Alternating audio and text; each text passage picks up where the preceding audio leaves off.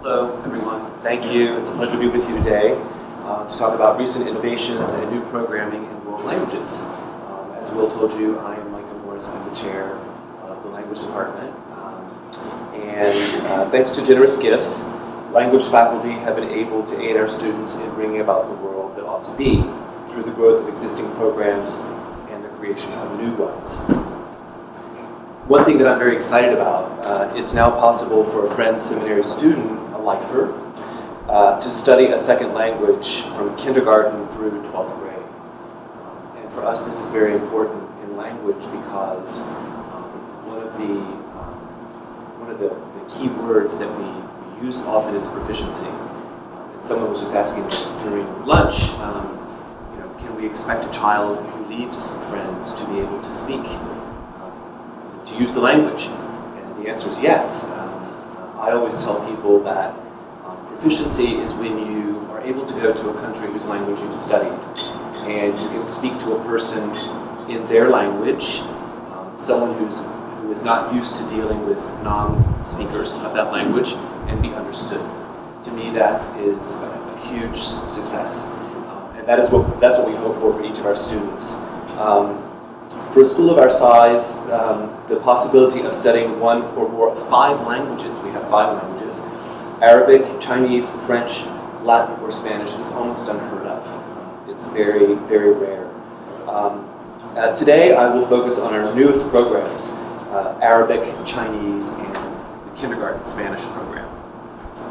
And I'm going to start with a little bit of data. It's the green.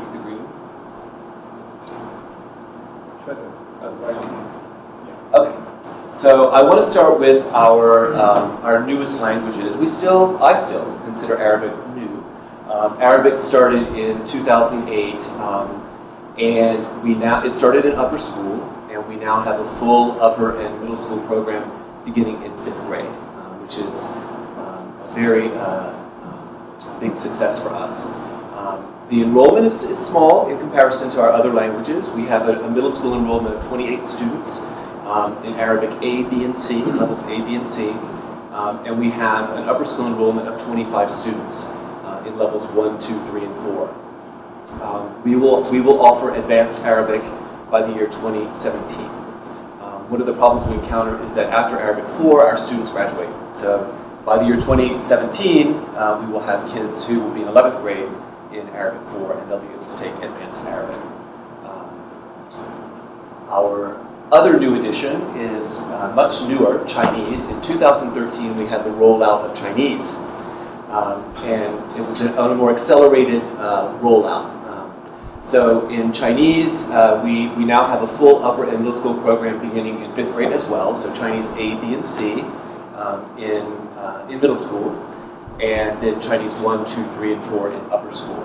We have a middle school enrollment of 25 students, and an upper school enrollment also of 25 students. And this year we have 2 kids who are enrolled in advanced Chinese, which is after level 4. And we will offer an advanced placement Chinese beginning next year in 2016. So these are our new modern languages. I want to just briefly, it's a lot of information, but this is our 5-year plan for Arabic. So you can see the years starting in 2014, and you can see the different offerings that we'll have as the years go through based on enrollment. This little section here is called the Wheel. That's offered in 4th grade, and that allows our rising 5th grade students to choose. We give them a little bit of exposure to the language. They have 7 meetings. This year they'll have 7 meetings in Arabic, Chinese, and French, in addition to Spanish, which they've had since kindergarten. And this allows them to make a more informed choice as they move into 5th grade. Because we talk about proficiency, we like for a student to choose a language that they have a passion for. I have the same little slide for you for Chinese, which is the Chinese 5-year plan. And again, you can sort of see the different offerings that we will be having in coming years. So gifts have ensured that all students who study Arabic or Chinese may enjoy trip offerings. That's one of the things that we really promote, our trips, in the rich cultural backdrop of New York City. Students have visited Chinese and Arabic-speaking neighborhoods to interact with native speakers and to witness culture firsthand. It's a huge benefit of living in a city like this, where you can walk on the street at any time and hear a wealth of different languages. I'm sure you've experienced that. Just a couple of trips that we've had. Upper School Chinese 4 students visited the exhibit Mao's Mangoes at the China Institute on the Upper East Side. They learned about the tragic events of the Chinese Cultural Revolution through video, discussion, and examination of artifacts from China. Students in Middle School Chinese A and B recently visited the exhibit Water to Paper, Paint to Sky, the art of Tyrus Wong, at the Museum of Chinese in America in Chinatown, MoCA it's called. Students learn how, through the skillful brush of Mr. Wong, Song Dynasty imperial painting styles deeply impacted the look of Walt Disney's Bambi, of all things. So this was very interesting for the kids to learn about. Mr. Wong's whimsical kites and toys made from recycled materials were also a hit with the students. I have another slide. This is actually our yearly Chinese New Year celebration, which is held off campus, but our students are involved in a wealth of activities in their classes before this, leading up to the event. They make dumplings, they make cutouts, they learn about dance, traditional things. All of these are made possible through generosity. Then the next slide I have, another wonderful opportunity we have are trips abroad. So here you see the trip to Jordan, which took place two years ago. You have some kids here in Jordan. Here they are again. These opportunities are priceless for students to see the culture. These involved a homestay, which I always say is one of the best ways to learn a language. You see the language in action every day.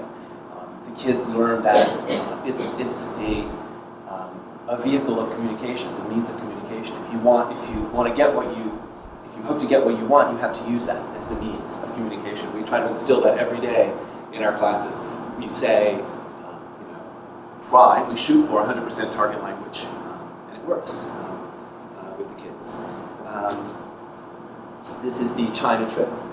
This took place year before last. So here you see some students in China, and then here they are again, another group of kids who were able to go to China. So other cultural opportunities made possible through your generosity include guest speakers who have visited friends' classrooms. Students in recent years have enjoyed learning about Chinese opera, complete with face painting. So this was a workshop we had last year. We had a renowned Chinese opera and dance specialist come to our school and work with our kids in our middle school classes. They learned all about different opera characters and did face painting. It was a big success. They also did Chinese dance. Here you see this person working with some upper school students in the dance studio. We also had dumpling making here in our own cafeteria. We have students who made dumplings at Chinese New Year. Our young Arabists, have delved into the richness of Arabic calligraphy. So last year we had a calligrapher come to school and work with the students in the lettering. And a recent crowning achievement was the admission of a Friends student, after only 2 years of studying Arabic at Friends, to the prestigious Arabic Year Abroad program at King's Academy in Jordan. So those are our most recent modern languages. Another program that I want to speak to you about, that actually was the most recent, is in its first year this year, enables Spanish to live and thrive in the kindergarten classroom. Under the skillful direction of kindergarten Spanish teacher Ode Singelman, our youngest language learners are introduced to the wonders of all things Spanish one time per 8-day cycle for 45 minutes. Sorry, that's the calligraphy.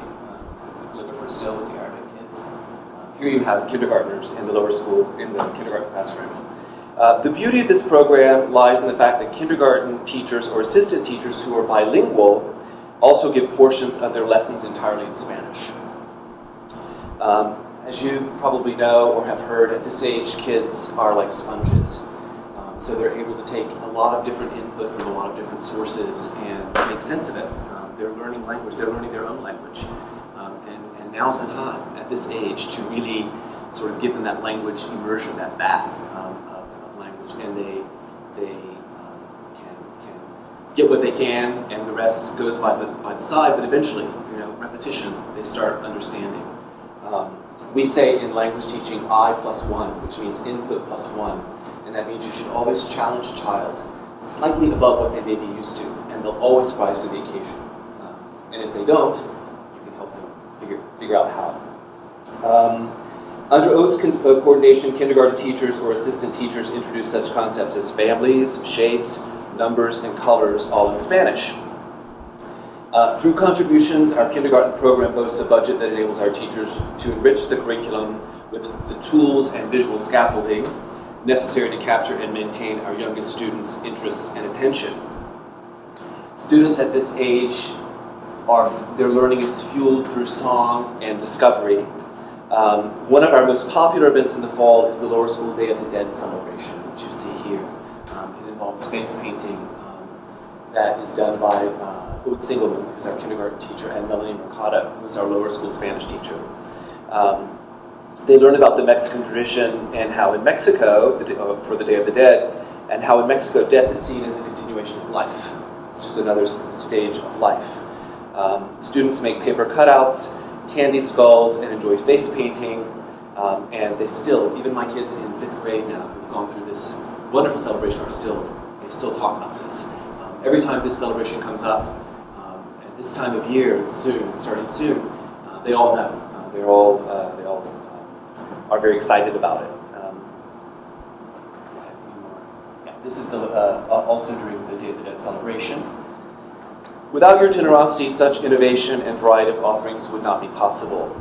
The task of a language teacher is to breathe life into language, to convey, engender, and maintain a student's passion for language learning. In the Department of World Languages at Friends, we see speaking another language as the ultimate gesture of friendship to the world. Nelson Mandela was quoted as saying, "If you speak to someone in a language they understand, that goes to their head.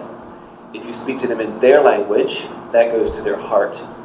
This is the message we wish to convey to our students, and it's only through generous contributions that we're able to greatly enrich our classroom instruction and bring language to life.